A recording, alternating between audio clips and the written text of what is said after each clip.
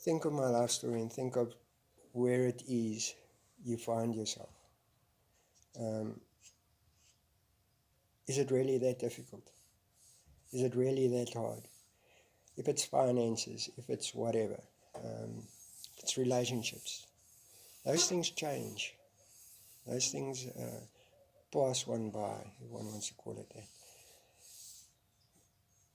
But you've got something to give to the world. If I have something to give to the world, and I believe I do. I believe I've got something very significant. I've left out a lot of gory details because I was at a stage where people used my testimony to cause a sensationalism, if one wants to call it that. And it's not what it's about. It's about living life on life's terms. It's about being okay with where you are at and what is happening with you.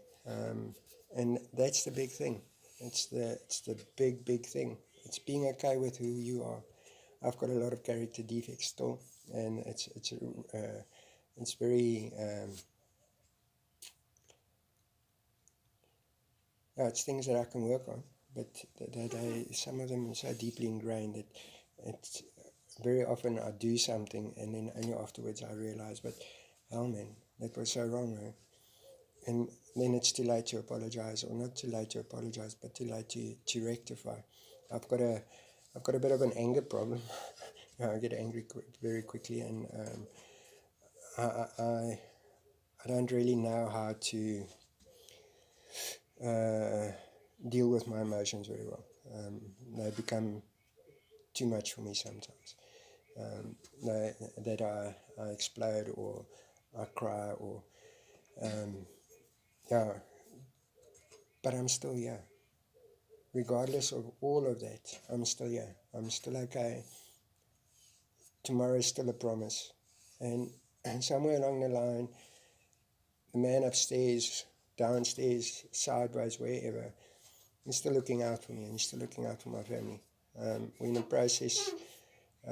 My biggest desire is to provide a safe place for my family. Is to provide them with a home.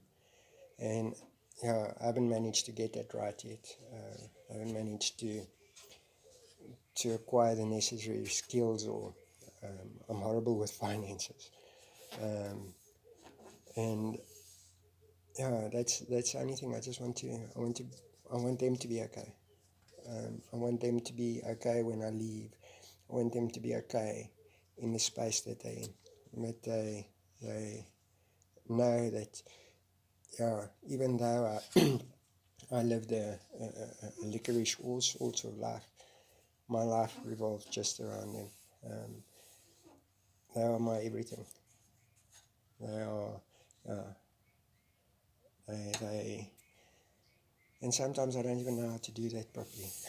I don't know how to be a dad properly. I don't know how to be a husband properly. I never really had good examples in my life. I try though, and I think that's good enough.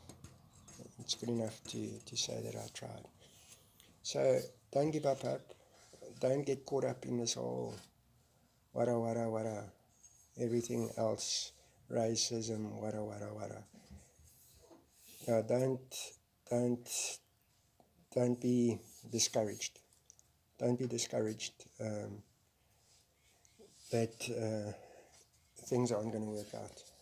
It's everything always works out.